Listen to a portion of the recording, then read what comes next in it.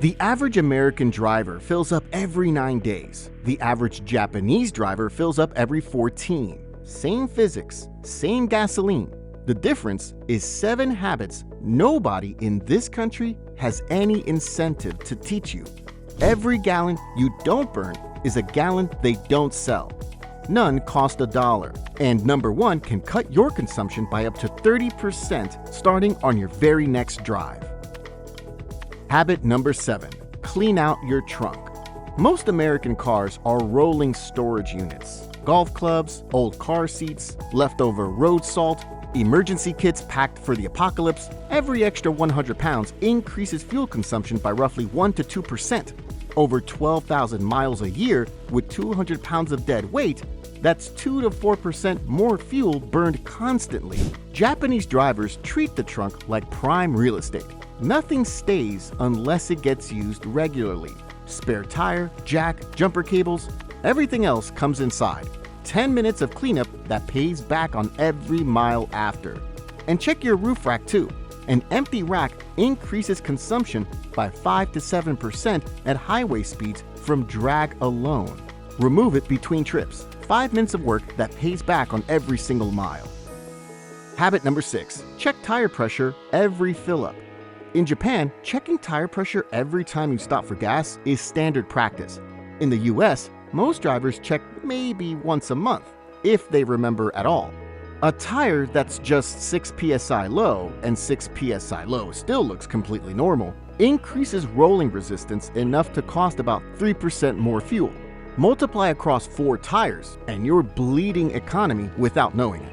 Tires lose 1 to 2 psi every month naturally. For every 10 degrees Fahrenheit drop, another 1 psi gone. A car properly inflated in September can be 4 to 5 psi low by December without a single puncture. Japanese drivers catch those drops because they check every fill-up. Takes 3 minutes at the pump, costs nothing.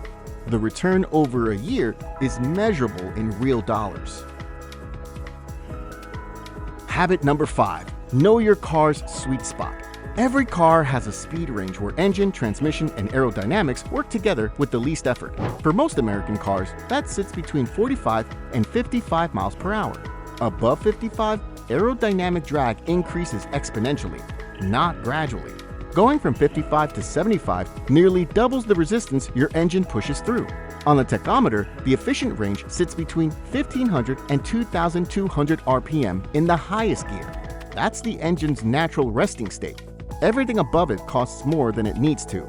You can't cruise at 50 on an interstate, but on back roads, suburban stretches, and light traffic, using that window makes a genuine difference that compounds over every tank. But knowing the right speed is only half the equation. The other half is how you handle heat. And most fuel-saving advice gets this completely wrong. Habit number 4, use your AC strategically. The most expensive moment to run your AC is right after starting on a hot day. Cabin at peak temperature, engine still cold, compressor at maximum load, sitting in park or barely moving. That combination creates the biggest fuel consumption spike of your entire drive. What Japanese drivers do instead, crack the windows for 60 seconds before getting in. Let the superheated air escape. Start driving with windows down for the first minute or two. Then switch AC on once the cabin has already dropped. The system doesn't fight maximum load from a dead start. Most fuel-saving videos tell you to skip AC entirely and drive with windows down. Above 50 miles per hour, open windows create drag that costs more than the compressor. The answer isn't less comfort, it's smart timing. Turn off the AC 2 minutes before arriving too. The cabin stays cool on air already generated, and everything so far deals with setup and environment. The next 3 habits are about how you actually drive, and they make the biggest difference. Habit number 3, accelerate with purpose, not slowness. This is where most drivers get it completely backwards, and it costs them real money. There's a widespread belief that fuel-efficient driving means crawling away from every stop as slowly as possible. That belief is wrong, and it may actually be costing you fuel. Accelerating too slowly keeps you stuck in lower gears longer than necessary. Lower gears means higher RPM at any given speed. Higher RPM means fuel burn. You're making the engine work harder by trying to be gentle. The target? Firm, smooth acceleration that moves through gears quickly while keeping RPM below 2,500. Get into top gear fast. Settle into cruise speed as quickly as possible. I had a customer years ago, well-maintained Honda Civic, no mechanical issues, who complained that his fuel economy was way below the EPA estimate. We drove together and I spotted it immediately. He was accelerating so slowly from every stop that he spent 15 to 20 seconds in second gear with the engine straining at high RPM. He genuinely believed he was being efficient. One tank of adjusted technique and his mileage jumped nearly 15%. Same car, same route, different habit. Habit number 2, use engine braking. Most drivers hit the brake pedal every time they need to slow down. There's a better way that costs zero fuel. When you're in gear and lift completely off the gas, the fuel injectors on a modern engine cut off almost entirely. The engine is still spinning, still connected to the wheels, but the computer shuts the fuel feed down. You're decelerating for free on engine compression. This isn't a trick. It's how fuel injection has worked on every car built in the last 20 plus years. Most drivers just never learned it was happening. The habit? Stop reaching for the brake the instant you see a reason to slow down. Lift off the gas first. Let engine braking work. Use the brake only when you genuinely need to stop completely. Bonus most people miss. Brake pads wear in proportion to how often they're applied. Engine braking stretches pad life to 60,000 to 80,000 miles. Reactive drivers burn through a set every 30,000 to 40,000 miles. At $300 to $400 per brake job, engine braking saves money in two directions: less fuel and longer pad life. Habit number 1, see the road 20 seconds ahead. Everything on this list, the trunk weight, the tire pressure, the speed window, the AC timing, the acceleration, the engine braking, all of it depends on this.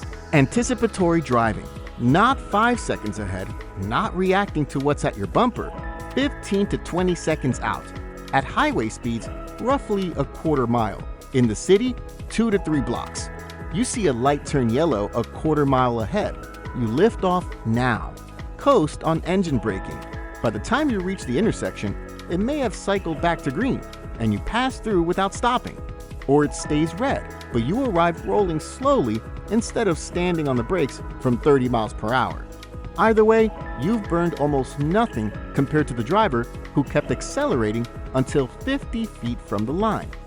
The measured difference between a reactive and anticipatory driver on the same route in the same car, 20 to 30% less fuel. Not from a different engine, not from an additive, from which direction you choose to look while you drive. This is the hardest habit to build because American road design pushes you into reactive mode.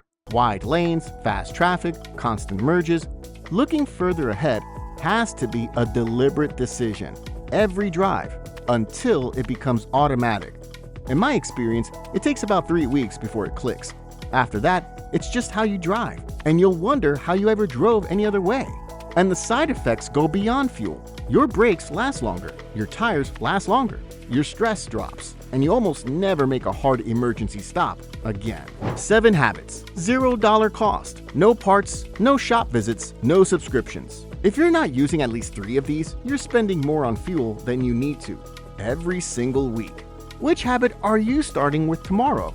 Drop it in the comments. If this changed how you think about driving, hit subscribe because the next video might save you even more.